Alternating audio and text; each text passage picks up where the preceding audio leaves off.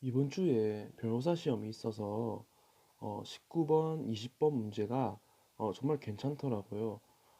제가 이제 급하게 변호사 시험을 조금 이제 설명해 드린 이유가 올해 이제 공무원 시험을 준비하시는 분들이 조금 힘들 수가 있는 게 정말 많이 인원이 줄었더라고요. 거의 한 반토막 정도 된 정도로 많이 줄었었는데 그러다 보니까 이제 지금 사실 이제 경기도 되게 어렵고 안정적인 직장에서 괜찮은 월급을 받고 여러 가지 복리 후생을 누릴 수 있는 직업이 제가 말씀드렸듯이 이제 공무원밖에 없다 보니까 현재도 이제 전문직들이 많은 주변의 전문직들이 공직으로 이제 한 번씩 이제 발걸음을 옮기고 있는데 그렇게 이제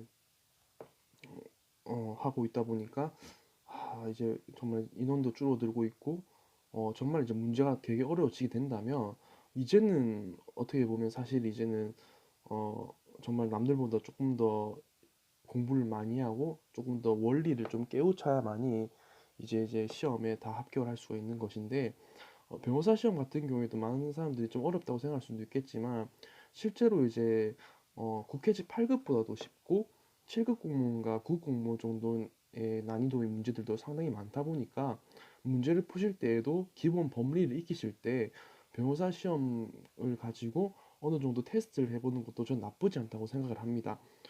각설하고 19번, 20번 문제를 해드릴 텐데 지금 제가 코로나로 지금 자가 격리가 되어 있다 보니까 목이 너무 안 좋습니다. 그럼에도 불구하고 이거는 정말 좋은 문제이기 때문에 그래도 저도 이제 구독자가 1000명이 이제 넘어서 이제 어느 정도 수익 창출도 되고 여러 가지 하다 보니까 그래도 좋은 정보를 우리 구독자분들과 시청자분들께 알려드리고 싶은 욕심에 조금 몸은 안 좋고 또 지금 회사를 다니고 있지만 짬짬이 이제 제가 어, 이렇게 영상을 올리도록 하겠습니다.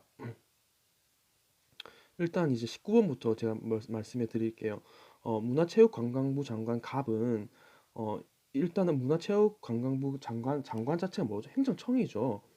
행정청이 어떠한 처분 기준을 이제 공표하는 것 자체가 사실 우리 행정절차법에 규정이 되어 있어요. 행정절차법 제10조를 보시면 행정청은 필요한 처분 기준을 해당 처분의 성질에 비추어 되도록 구체적으로 정하여 공표하여야 한다라고 규정되어 있거든요.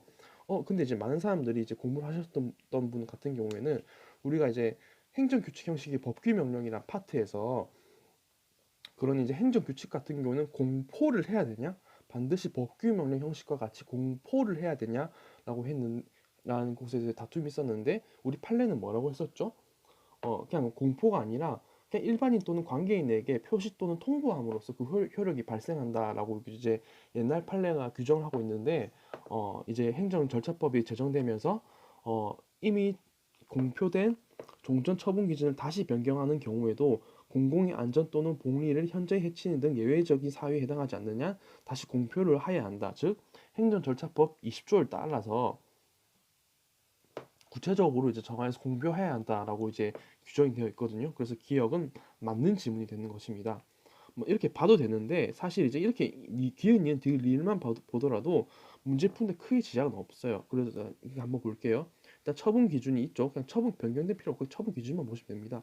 처분 기준은 근거 법령에서 구체적 위임을 받아 재정 공포되었다는 특별한 사정이 없는 한 원칙적으로 대외적 구속력이 없는 행정 규칙에 해당된다. 맞죠?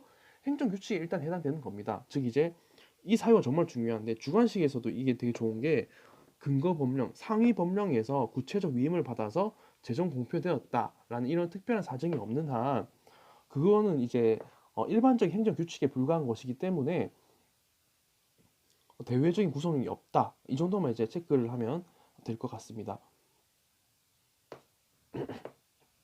그리고 디귿 같은 경우에도 미리 공표라고 하죠. 미리 공표. 미리 공표가 우리 법률용어로 뭐라고 하죠?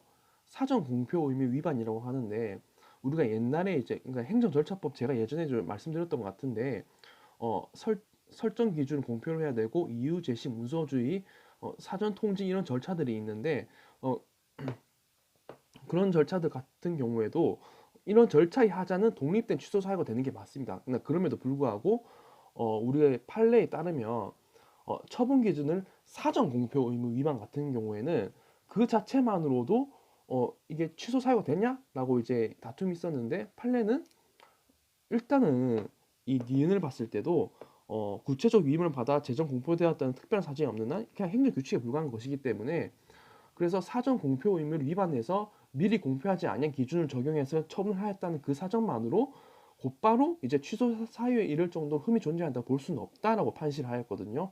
제가 예전에 소방행정법을 제가 이제 해설해 드리면서 입국 금지 같은 경우에도 제가 말씀드린 적이 있잖아요.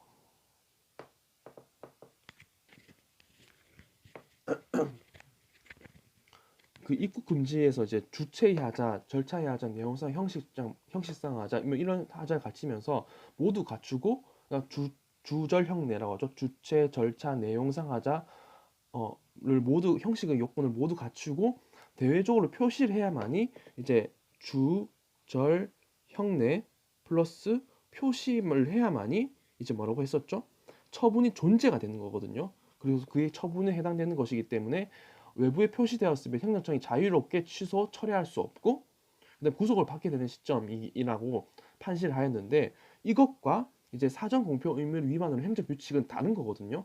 그래서 단순한 처분 기준과 처분은 다르죠. 처분은 실질적으로 행정청이 행하는 구체적인 법 집행으로서 공권력의 행사 또는 그 거부 및 재개 이런 것이 해당되는데 반해서 처분 기준 같은 경우에는 아직 처분에 해당되는 것도 아니고 그 처분 기준에 따라서 처분을 했으면 그 자체만으로 취소 사유가 있다라고 볼 수는 없다고 이제 판시를 하였기 때문에 이 부분은 구별해서 기억을 해 두시면 좋을 것 같습니다.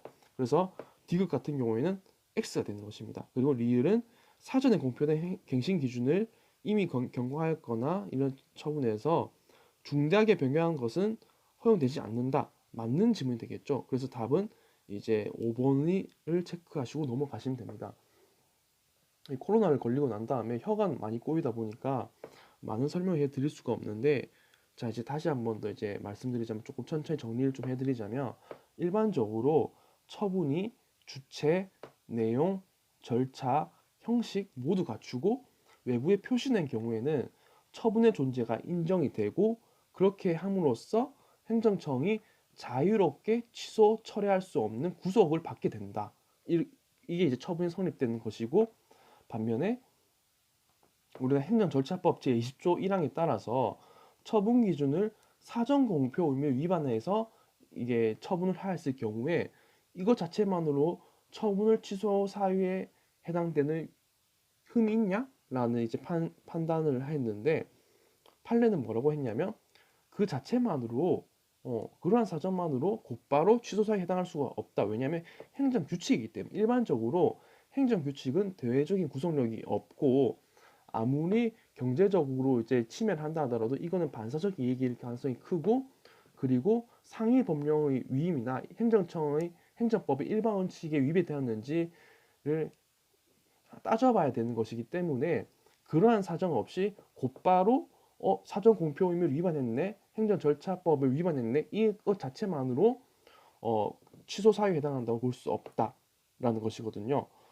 이렇게 이제 구별하면 될 것 같은데, 조금 정리를 좀 더 마지막으로 해드리자면, 일단은 문제를 맞춰야 되기 때문에 사전에 공표된 갱신 기준을 위반했다 하더라도 이거는 취소는 아니다 라고 기억을 해주시면 좋을 것 같고, 반면에 우리 행정절차법이 아닌 일반적인 처분 기준이 있죠. 처분이 주체, 절차, 형식, 내용상 하자를 갖추고 외부에 표시되지 않을 경우에는 처분의 존재가 없기 때문에 이거 처분의 존재가 없다. 근데 이게 대외적 구속력을 가지지 않는다. 이렇게 판단하면 되는 거라서 그 자체 두 가지를 구별해 주시는 게 일단은 여기서 팁이라고 할 수가 있습니다. 몸이 좀 안 좋아서 이 정도만 하고 마치도록 할게요. 시청해 주셔서 감사합니다.